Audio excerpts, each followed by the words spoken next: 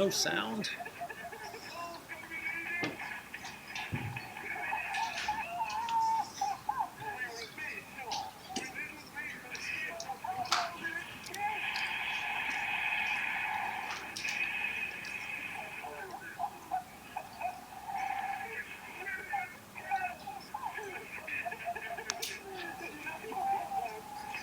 No sound. Okay.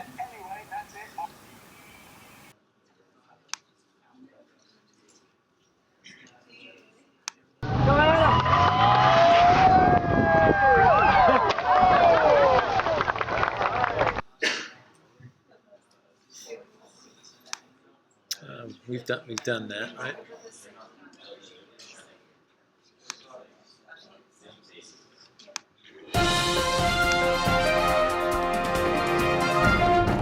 Maybe a variation, maybe on what we had before. This is what $128,000 and some might argue a lapse insanity can buy you. MS Watersports has created the JetLev Flyer. This jetpack, or personal propulsion device, can reach top speeds of a little over 40 miles per hour and reach an altitude of about 50 feet. Unlike other jetpacks, this one can keep its pilot aloft for hours and fly for about 186 miles. The reason is that this one leaves its fuel supply and power plant on the ground, or more appropriately on the water. That's it there, floating in the little pod on the right. A 4-stroke power plant that the German manufacturer says can range from 130 to 300 horsepower is housed, along with the fuel to run it, in a floating mini boat. That floating power pack is tethered to the jetpack by a long hose that delivers pressurized water to the control nozzles. The pilot has pitch control of the nozzles and a twist handle to control power. Unveiled at the Dusseldorf Boat Show and priced like a light sport aircraft, the company says it's already seeing interest. And the training to fly the maneuverable Like pack is included in the price. I guess I know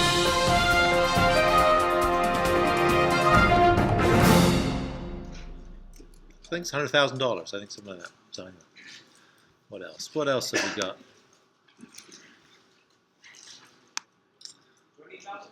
100,000, I thought. Yeah, 100, not 20.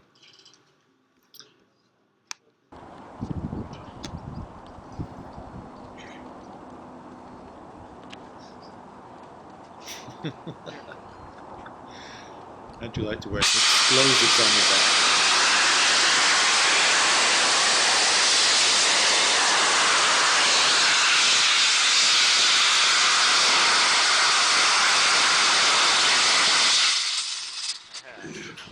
There you go.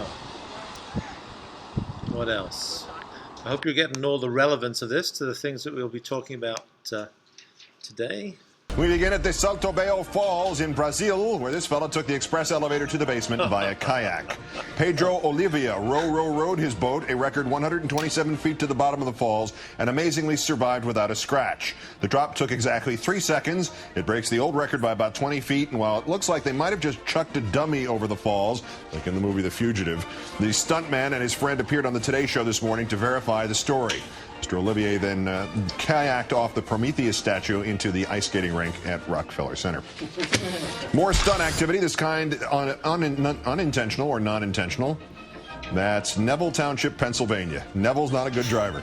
All right, the truck driver, whoever he is, needs to work on the cornering. Apparently, he was packing cardboard, which will sail on you if you go a little too fast on the edge. The accident happened just outside a chemical plant, so this could have been anything but funny. As it was, the driver was just slapped with a speeding ticket and cited for overturning his vehicle. He was not injured.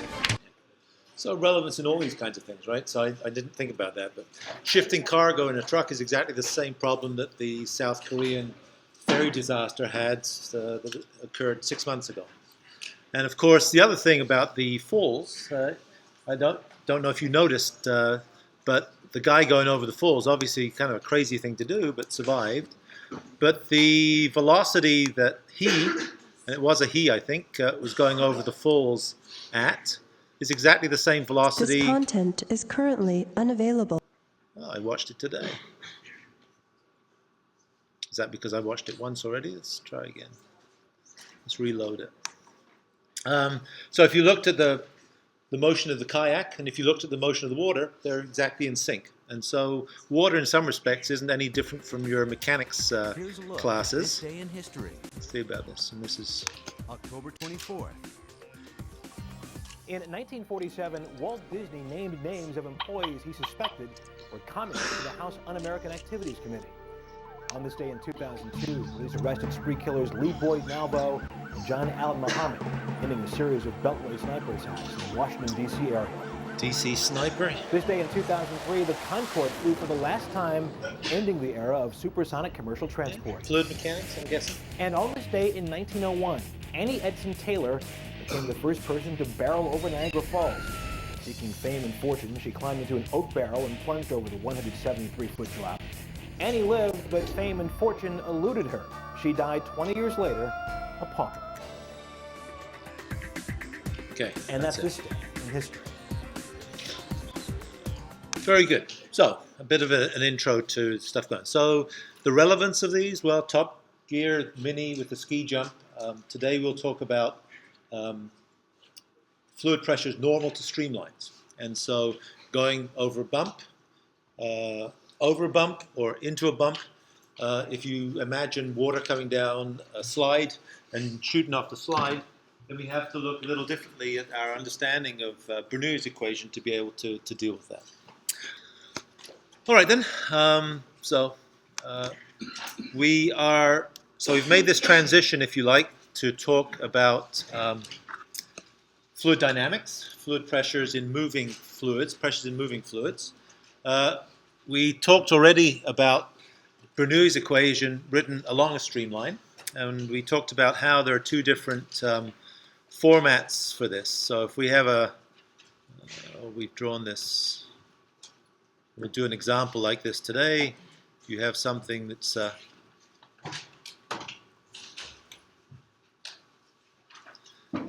flowing along here. We can imagine that there are two different modalities that we can look at things.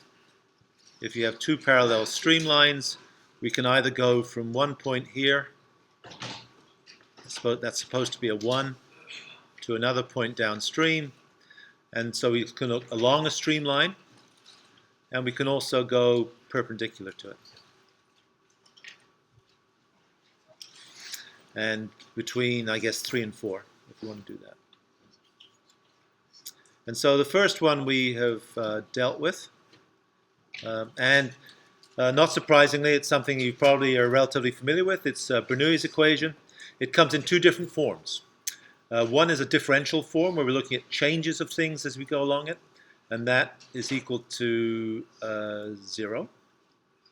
And if you integrate this expression, then when you integrate something, you end up with an extra constant. And so the one which we're more normal use more normally is Bernoulli's expression, where we just write behavior at two individual points.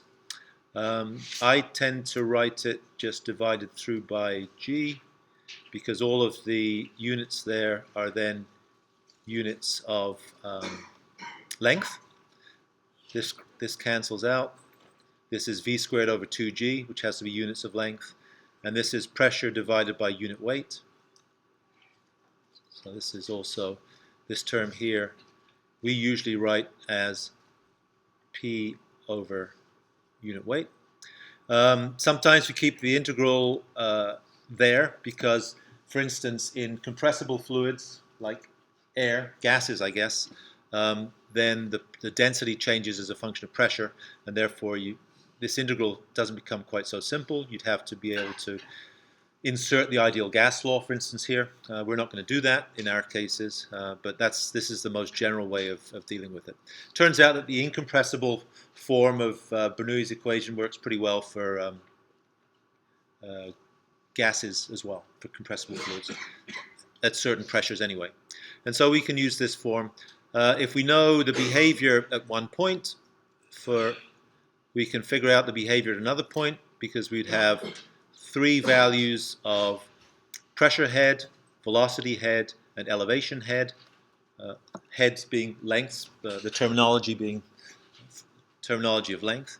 And we can set that equal to the same behavior at some point downstream.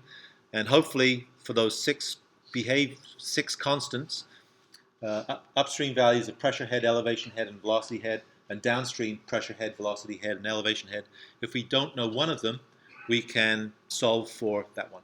That's basically all we're doing. And so we went through an example last time. So that's fine for behavior along streamlines. As we looked in the little clips for the Mini Cooper going off a ski jump, or a skier for that matter going off a ski jump, then if you want to look at the pressures normal to a streamline, then we have to follow a slightly different expression. But the expression comes in exactly the same way as we did last time. So you remember last time when we wanted to deal with Bernoulli's equation, we kind of kludged the solution by basically taking our equations for fluid pressures in a container that's accelerating, linearly accelerating, and we manipulated some things. And so when we look at fluid pressures going normal to a streamline, it's actually not very different from us being able to take the fluid pressures we have in a rotating fluid that we've already dealt with as well. And so if we take that and we make a couple of substitutions, we can derive the expressions for the behavior normal to a streamline. The punchline being that we'll end up with two expressions, and one will be a differential form, just like this one, and one will be the one that we tend to use, which will be the integrated form of this one. And so if you remember last time, we took the equation that represents the fluid pressure in a linearly accelerating fluid, and we made some substitutions and integrated it to get this expression here. Well, we can do basically the same for our expression for behavior in a fluid. This looks very similar to something we've seen already, changes in pressure with location, and so we can derive it from that. So let's just spend a couple of moments figuring out how to do that. So here's the basic geometry that we'll deal with. So this is our string with our little piece of packet of fluid at the top. That packet of fluid is going around an arc, and so it goes around in the theta direction. It's traveling at some rotational speed, which we called omega before. And if we look at this particular arc, we can do a couple of things. We can look at this being the radius from the center of rotation that goes out here. And we can also draw another coordinate system, which we'll call n, which points in the opposite direction, towards the center of rotation, towards my hand as I'm swinging these things around. We know that if we draw the tangent velocity to this is what we've called v sub theta, for obvious reasons from before. And we can also define a location. This is r equals 0, and I guess this is r equals uppercase R. Not writing very well today. Oh, let me start that again. This is R. Better. And that's, I think, pretty much all we need. So the, oops, go away. It's getting screwed up. Why is it doing this? Who knows? Let's just do it this way, I think. Maybe it'll behave better this way. All right. Why is it behaving this way? Oh, yes. Am I going to have to write with this other cursor? I don't know why it's gone so strange on me. Anyway. All right, we're back in business. Lost my train of thought. So what are we going to do with this? I guess we're going to try swinging things around here. I guess what I was trying to do was that this is also what we'll call a streamline velocity. So remember that when we're defining velocities, we define them along a streamline, although we're trying to go normal to that streamline. So this would physically be a streamline, this portion here, and the tangent to that streamline velocity is this v theta. And so what we can do is we can write our expression that we had before for the fluid pressures in a bucket that's swinging around our head. And it looks something like this. Can't remember.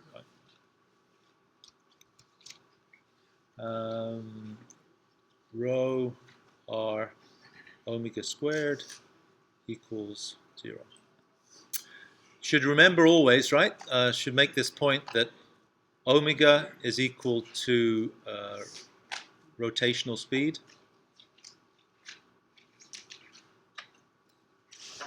and it's typically in radians a second. So 1 rotation per second is equal to 2 pi radians a second. Remember that, if you want to do the examples that we're attempting to do.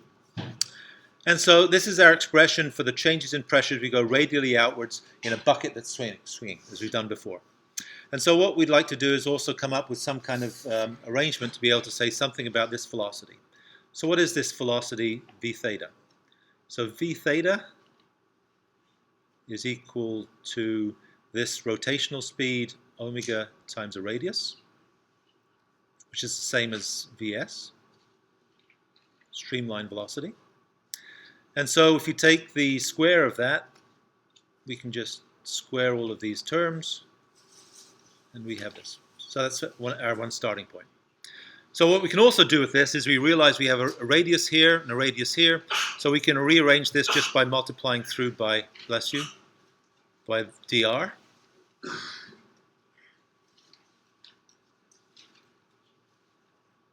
Sorry, missed out the omega squared equals 0. This is a rho, this is an r, omega, this is dr. So we have that integral.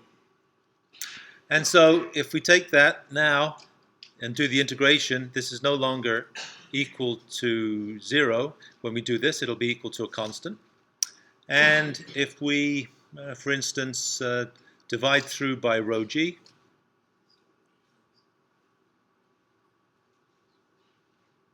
in each case, then we have an expression that if we do this integration here, then we just have pressure over unit weight minus rho over rho g, and we have an integral which is r squared omega dr, sorry, r omega squared dr. And I guess we could also divide through by r and multiply through by r. And our reason for doing that is that this term here looks exactly the same as this. And so if we take this down and make this substitution, I guess this still has to equal 0 plus a constant, because we've done the integration.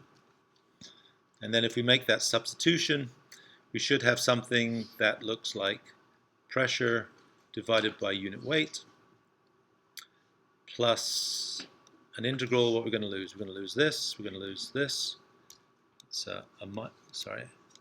Let me get rid of those. It's a minus here, so we can get rid of these two. And it should be equal to, this is just the integral of vs squared, because of this term here, over r dr. Did we lost a g somewhere? I guess there's a g in there. And this is equal to a constant. So all we're doing is we're manipulating the expression we had before for a bucket. And so now we have something that looks a bit Bernoulli-esque, in that this is now a pressure divided by unit weight. So this has units of length. This, if we've done our math right, also has units of length. And so the other thing that I'd like to do is, instead of looking at things in the r direction, which is radially outwards, we'll choose to look at things in the n direction, which is radially inwards. And so if we choose that, then we can substitute this as, well, we just make the notation that obviously dr is equal to minus dn. And if we do that, then our final expression is just, if I can write it out here, pressure over unit weight plus this integral v squared over g. I'm going to replace it by big case R, and I'm going to replace it by dn. This negative dn is just replace this period component here. I'm going to write it, leave a space, and write it equal to a constant. And I'm also going to add in something here which we haven't included, which I'm pulling out of a hat, but it's because when we talked about the behavior of fluids in a bucket and spinning it around our head, it was in the horizontal plane, so there is no weight attached to it. And so I'm just adding that extra term to account from the actual distribution of pressure with elevation as you go through the system. So this is now, if you scroll back up to the top, it should look like this. If you take this term here and you divide this through by unit weight, and if you divide this through by unit weight, and you divide this through by unit weight, it should look, it's exactly the same as the term we have. So a little messy, but I wanted you at least to, there's no magic involved in this. It's exactly the same expression that we used for the static flow in the bucket. Yes, sir. Where did you get your R squared? This one here? Yeah. I just, it was R originally, and I multiplied top and bottom by R. R over R, that's all. Just that was the manipulation. That was a sleight of hand, so that's where it came from. And so this is the expression that allows us to be able to look at behavior along a streamline as it goes crazy here again. So I'm not sure why it does that. God. Okay. So this is the expression that we'll try and use, and if we can actually get it to, okay, I guess I'm too close to the edge. So this is the expression that we're going to use. A bit scrappy, but you see the proper expression up here. Again, it exists in both differential and integral form, integrated form. The one that we'll typically use is going to be in this form. So let's see how we use that. Relatively straightforward. I'm going to skip through this. Any other questions? I did look up. So this is an example exactly the same as the geometry that we've looked at. Maybe I'll try and make this full screen and see if it works for us. And so the idea is basically to be able to do exactly what we're trying to define before. So instead of going along a streamline from point 1 to point 3, in which case we could calculate the behavior in that way, we're trying to go across a streamline between either 2 and 1 or between 4 and 3. Again, not drawing things very well. So how do we go about being able to define these behaviors? And so the basic approach is this. And so what we can do is we can write our behavior at these points in terms of the expression we have. And the expression we have should be something like, we're going to use this expression. Pressure plus, I'm just reading it from here, rho times the integral of v squared over r dn plus unit weight times z equals constant. So that's our expression. And so what we can do is just exactly the same as we did it before. We can write this expression at 2 points, and the 2 points will be point 4 and point 3. And if we do that down here, let's get rid of this. You see it below. So if we write it at point 4, we have this expression. So pressure at point 4. This expression also written at point 4. This would be the velocity at that point. The elevation multiplied by the unit weight at point 4, which is this term here. And it has to be this expression P3, the same expression, written at point 3, the unit weight at point 4, and it would have actually attached to it an expression which would be the integral from 0 to z3 v squared over r minus, I'll do dn, right? This is dn. And so I'm changing this around a little bit to make the point that this expression here would also be this would be 0. So this is how the expression should be. What they've done in this example is that instead of having an integral between 0 and 4, z4, and an integral between 0 and z3, obviously if you subtract one from the other, which you do if you, for instance, subtract this left-hand side, you'd end up with this exact expression here without this term here. So I'm going to just back this off, right? So you understand where that's coming from. So all we're doing is we're writing out this expression twice for points 4 on the left-hand side first and 3 on the right-hand side second. And this term here includes the integral from both sides of the equation. Instead of being from 0 to z4 on the left side and from 0 to z3 on the right side, it's just the difference between them. It's written in the n direction. This is dn. And of course, n in this particular case is inwards towards the center of rotation. So it's in towards me. And so that's our sign convention. The other sign convention is that z is always vertically upwards. That's our right-hand coordinate system. And so now we have everything we should be able to do the calculations. What do we know about the pressure at point 4? Well, this is equal to 0.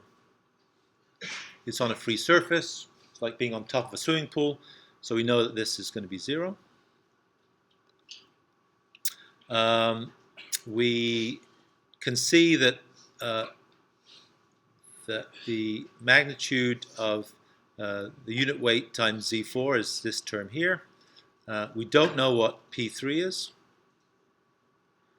We definitely know what this is, and we definitely know what this is. And I suppose the only thing that we don't know in this case is P3, right? That's what we'd like to figure out. So we have a pressure here, we have a velocity here, we have an elevation here. Great, we know everything. We don't have a pressure here, but we do have a velocity here, and we have an elevation here as well. So everything there we can rearrange in terms of this P3. So this is the thing we'd like to figure out. These two terms look something very similar to us, right?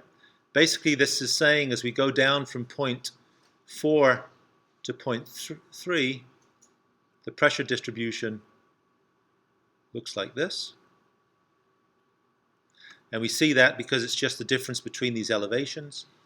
This term here, bless you, z4 minus z3 is just equal to what we've called h, which is this number here, the difference between this. So this is h. My writing seems to be very scrawly this morning. Must have had too much to drink last night. Unfortunately, it's true. So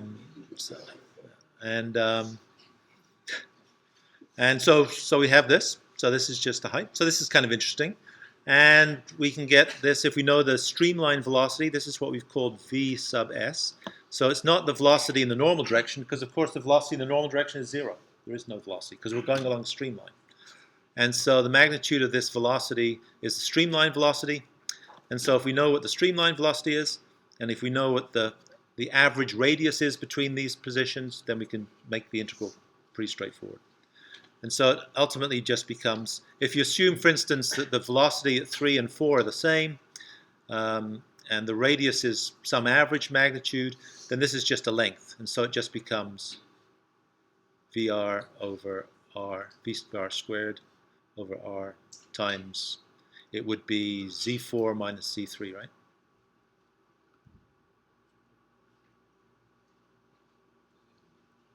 I think. That would be times density. The other side. And so what you see from that is that kind of an interesting behavior. So we can do it. So if you have the velocities, you have enough to be able to figure out what this is. You know what this is the sub r. So this is the streamline velocity. Perhaps I'll replace that with an s because this is the streamline velocity. This is the average radius of the system. This is the density. And this is just the length between the 2 points. And so we can calculate it. And that's really what the integral is. You could also calculate it as a straight integral where you know the values, but let's not worry about that. So the interesting thing is this, right? So this is pressure. This is unit weight times height. So if you ignore this expression here, that's exactly how we'd expect the pressure to change in a static fluid as you go down through the swimming pool. And so what it is in this particular case it's saying is that the pressure is reduced by some amount by going around this outside curve. And you can imagine that, right? If you're going over a bump in a car, the the drink that you happen to have in your hand the water comes out of the glass. And so that's really a manifestation of that. It's the same as if you like being in the fluid and having to hold yourself down and the water wants to go out of it. So in other words, when we are going over a bump, the pressure is reduced. And so I guess if we would draw the pressure as we go over this bump, instead of being this linear pressure distribution as we go down, it would be something less than this, right? It would be something like this. And it wouldn't necessarily be linear. So this is pressure, this is Z, this is the water surface right here. And so this would be static. This would be where we do what? This is where we go over a bump. And I think by the same token, if you look at this, so what happened here was that this Z defines the direction into the center of rotation. So if you change the center of rotation so that now, instead of being this point, we were going over a bump which looked like this.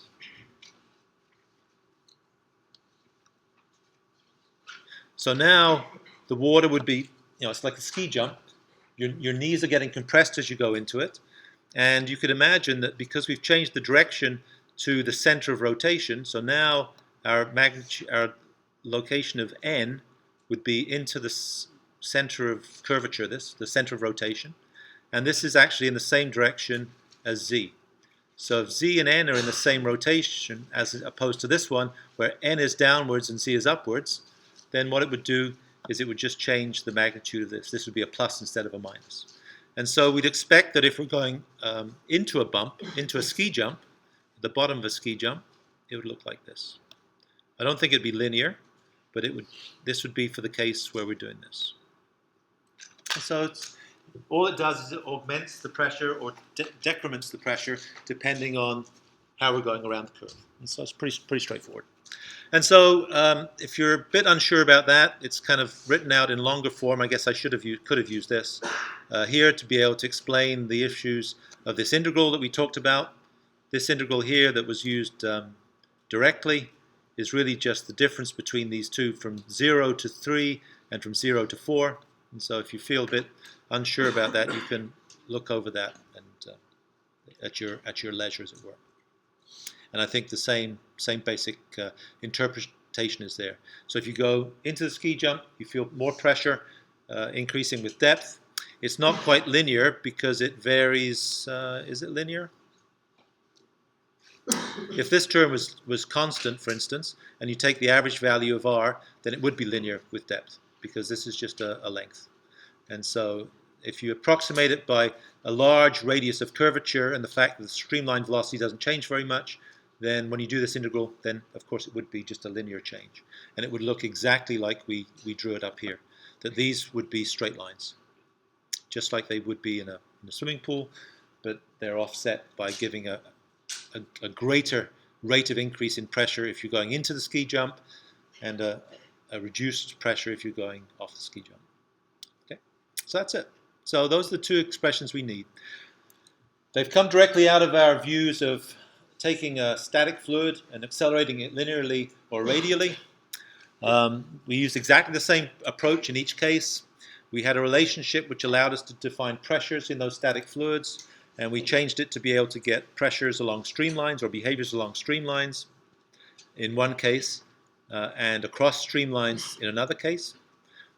They're integrated, so instead of being equal to 0, they're equal to constant, which just means that if you define it at 2 points, then you can evaluate the one remaining parameter you don't have out of the 6.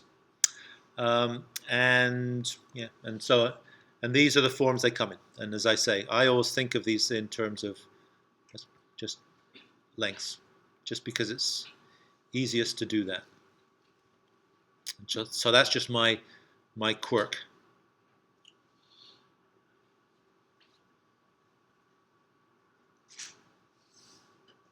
And so, yeah, just because I can remember them that way. So P over unit weight, V squared over 2G, and Z is 1. P over unit weight, pressure over unit weight, elevation. So the only term that changes as you go across the streamline versus along it is this second term.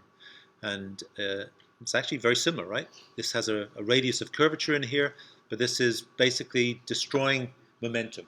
So v squared represents the mass times acceleration part of F equals ma, and so that you can destroy momentum in a couple different ways.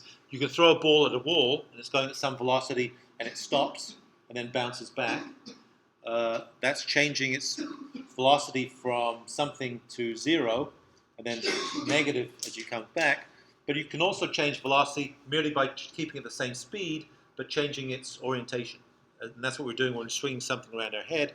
It's going at the same rotational velocity, it's going at the same speed as it goes around here, but it's accelerating because the ball wants to go off on a tangent, and you're pulling it back in to stop it from doing that. So in each case, this term here represents ma. So it has mass attached to it, and its acceleration. So these behaviors are all in units of length, and what they really represent, I guess it says at the bottom, they really represent a force applied to a packet of fluid per unit volume or per unit mass of that fluid.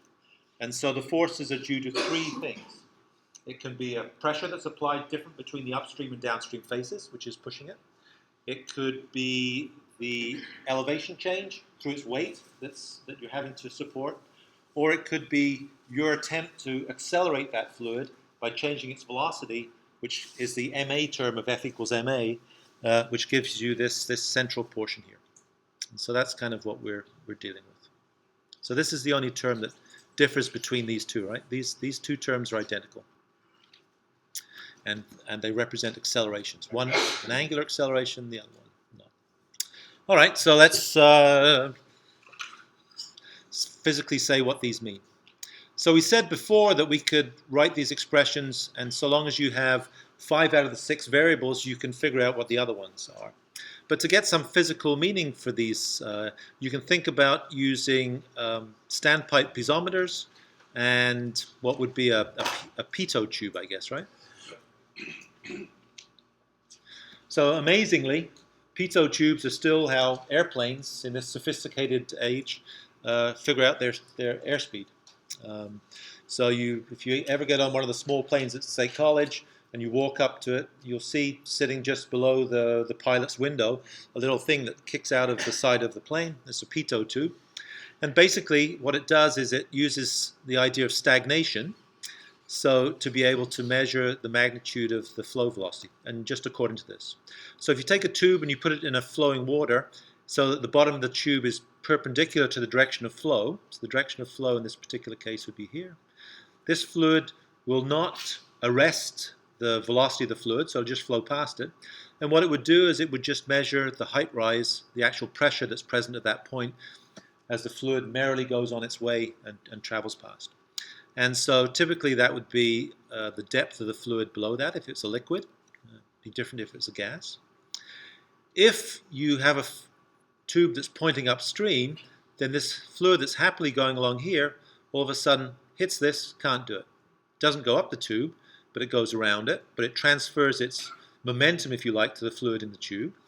And the fluid in the tube would rise by some amount which is greater than the fluid pressure, because you're taking this v squared over 2g term, and the velocity, which was finite here, all of a sudden is 0 at this point. And so as this velocity goes to 0, the velocity head is transferred into pressure, and the height rise of this is given by this component. And so this works in liquids, and so this is the best kind of description of how it works in liquids, but it also works in gases. And so in a pitot tube, it does two things. It measures the behavior of the pressure of the stagnating fluid as it hits this point here, and it also measures the pressure in another little annulus, a separate, well, it has these two components combined into the same one tube, basically is what it has.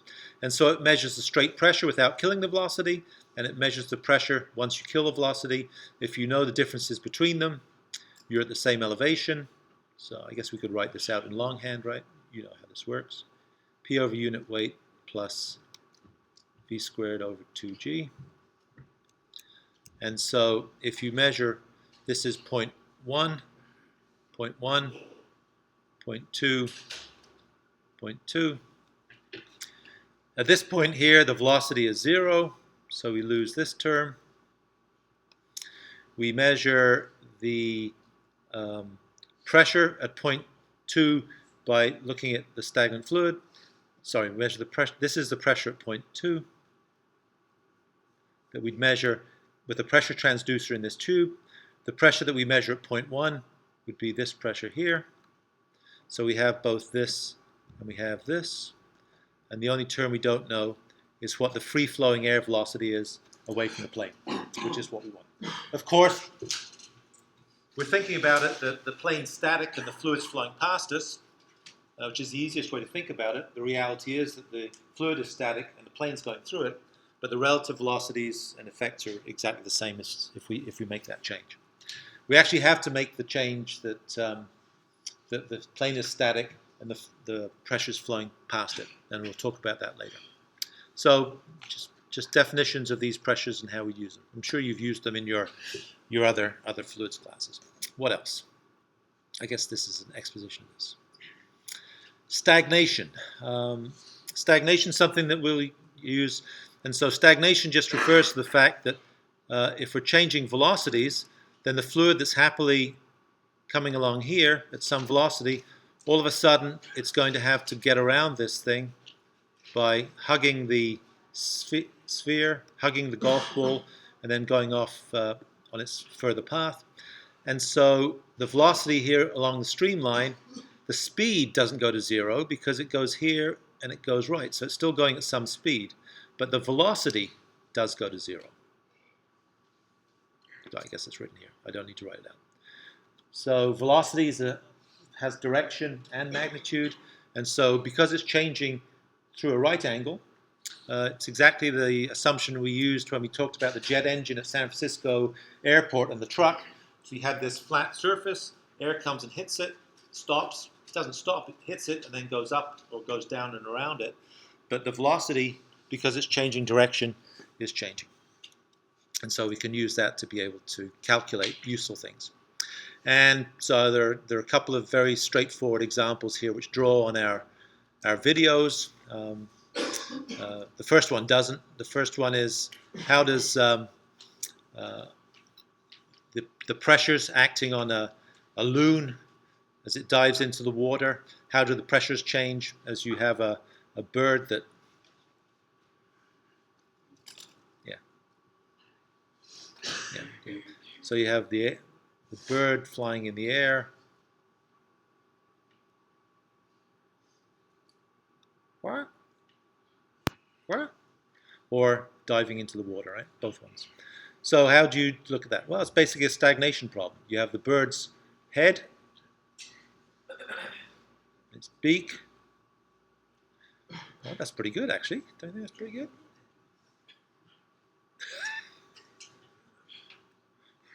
And you have the air just going on. So the air hits his beak, it has to go around him, but you have some upstream velocity here, v1. You have some downstream velocity here, v2. And you can just write Bernoulli's equation to be able to write p1 over unit weight plus v1 squared over 2g plus elevation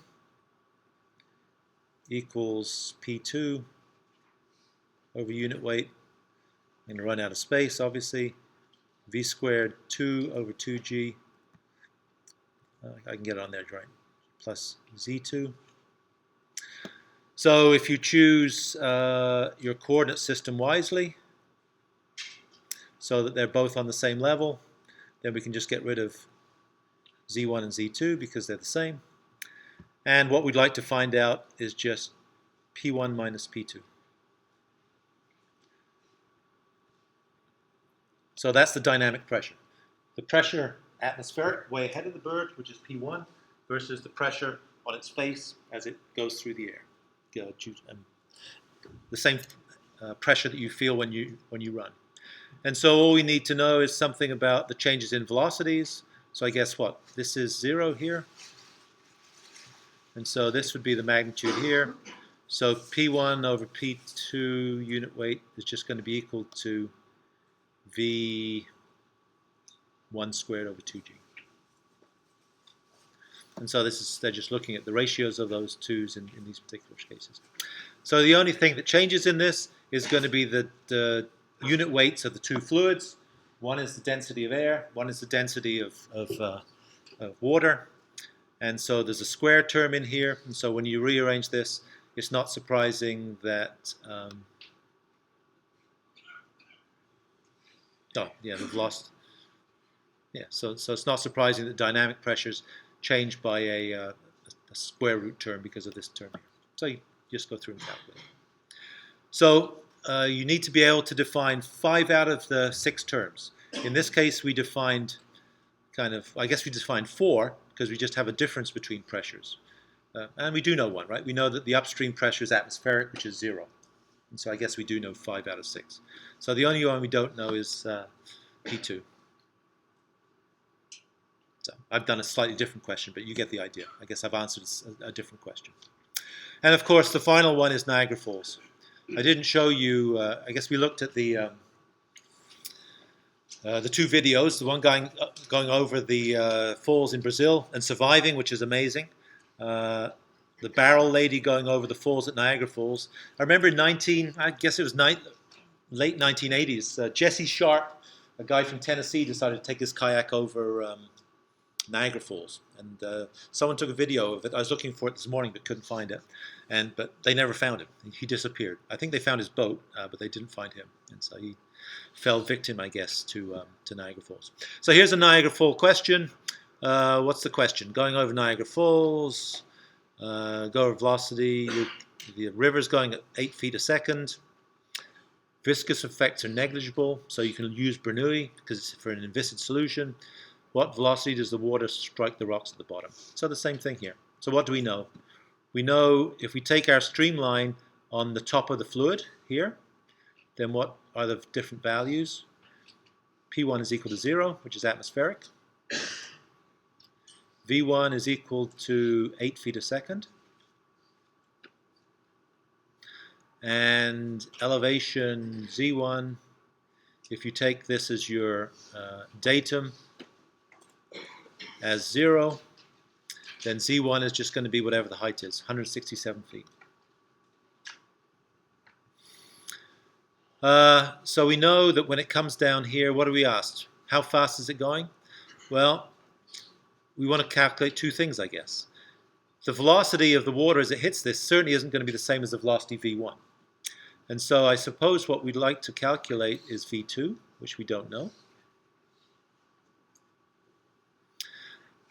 We do know at the point just before it hits, it's atmospheric.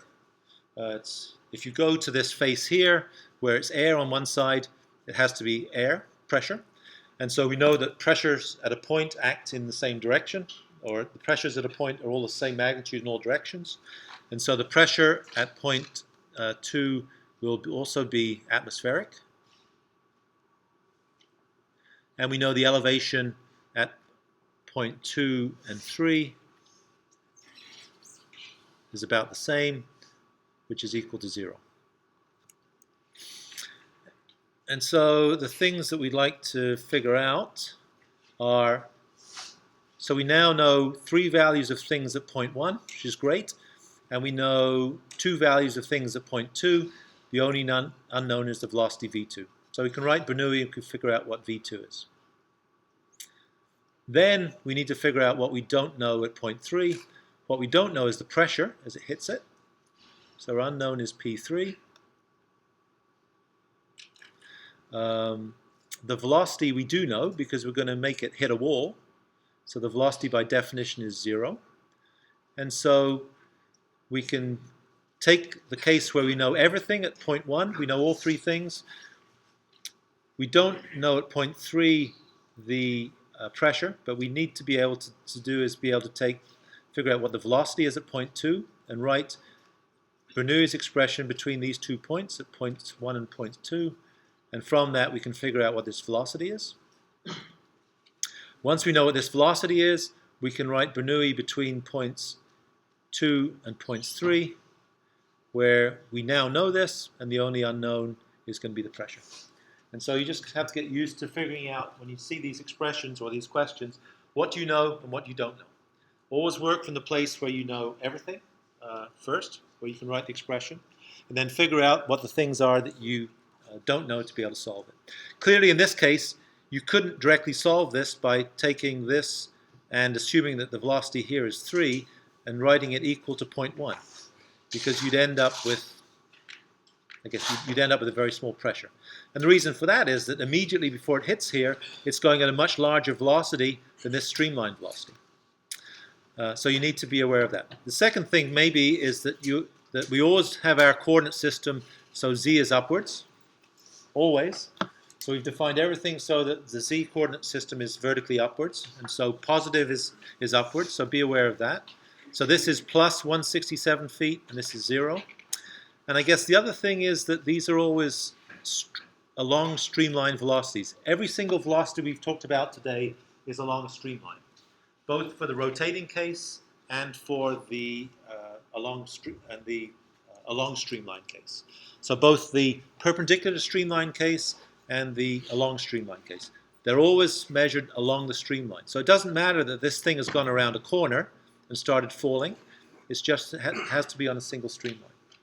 And so be aware when you're dealing with fluid pressures across streamlines, again, that the velocity you're talking about is the streamline velocity, not the normal to the streamline velocity, because of course the normal to the streamline velocity is 0, as we've said.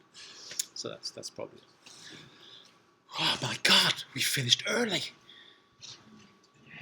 Yes. Yeah, great. So, any questions?